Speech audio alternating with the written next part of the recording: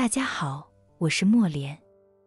今天是立冬，是正式进入冬天的开始，气候寒冷，昼夜温差增大，很多人往往容易受寒而感冒，尤其是有慢性支气管、肺气肿的咳嗽人群，这个季节对他们来说是最难过的。所以莫莲今天打算分享一个治疗寒性咳嗽的方子，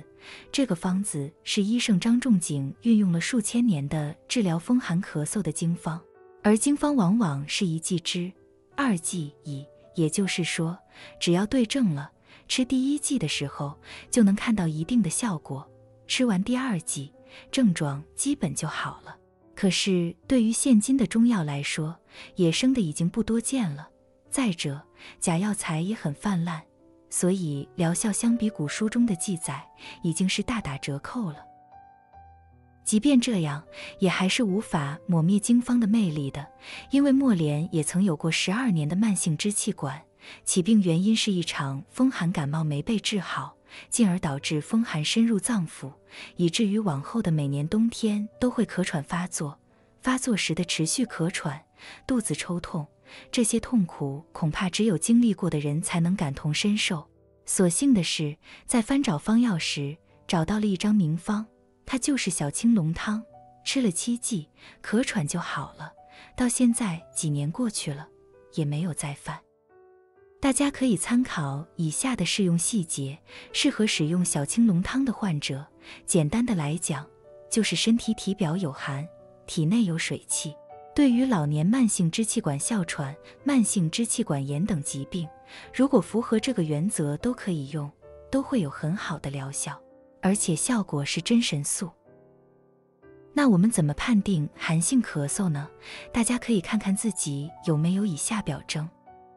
1. 咳吐色白、量多、清晰的或呈泡沫状的清痰，或如蛋清样的半透明黏痰，或伴有水样鼻涕，每天用大量的纸巾擦鼻子。 2. 不口渴，由于体内有寒饮，患者通常都不会有口渴的感觉，不愿多喝水，或者喜欢喝热水。 3. 口内清晰的口水多，甚至伸舌时有水滴下，舌面湿润，舌苔多出现水滑苔或白厚苔。 4. 无汗，怕冷，尤其是胸背部，病情遇冷会加重。这个症状不是每个人都有，是次要的表征。如果兼有以上症状，尤其是吐白痰以及不口渴这2个表现，就基本可以判定是寒性咳嗽了。下面来看看小青龙汤的组成：麻黄9克，白芍9克，细辛6克，干姜9克，炙甘草9克，桂枝15克，半夏15克，五味子6克。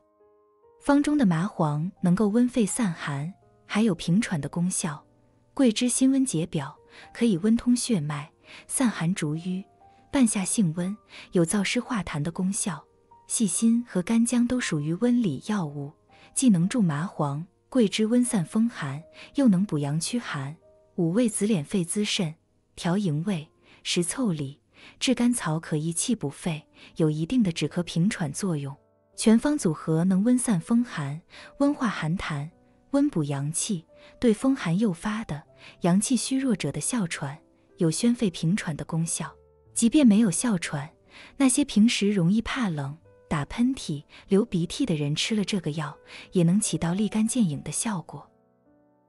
另外，小青龙汤对感冒后久治不愈的咳嗽也有特别的功效。虽然感冒是个小病，但也不能小瞧了它，因为各类感冒在治疗痊愈后，咳嗽的症状可能会存在很长时间，尤其是慢性支气管炎、肺气肿的患者，通常一次感冒后会令原有病症发作，并变得更加严重。尤其是现代人滥用抗生素，很多人在治疗感冒的时候多以消炎为主。从中医的角度来看，抗生素为寒凉之品，如果不辨体质虚实、不分病的寒热而直接投药，表征可能会得到遏制，但寒邪未解，脾阳又伤，脾主运化，脾失其主，就会水湿内聚，因此出现咽痛、咳嗽。而且患者本就是风寒感冒，如果在输液，水液就无法运化而聚集在胸腔。小青龙汤可有效驱寒逐水，避免因输液造成隐停，正对病机，所以小青龙汤对感冒后久治不愈的咳嗽能有理想的效果。有条件的朋友，可以在医师的指导下在中药店买药材回来煎煮，买不到药材的朋友，也可以到药店买小青龙汤的中成药。市面上有许多日本、台湾的药厂都把大陆的传统经方制成了中成药，使用起来非常方便。因为自己用过，使用小青龙汤的效果真的是非常好，但也需要注意以下几点。一、用药期间不可饮用冷水或食用生冷水果。二、小青龙汤药力较猛，不可久服多用，一旦病情得到缓解，就应改用苓桂竹甘汤来温化寒饮，以善其后。苓桂竹甘汤在各大药店也都可以方便买到中成药。三、舌红、舌苔干燥者，或咽干口燥者，或干咳无痰者，或身热多汗者，有这些症状都不适用小青龙汤。切记。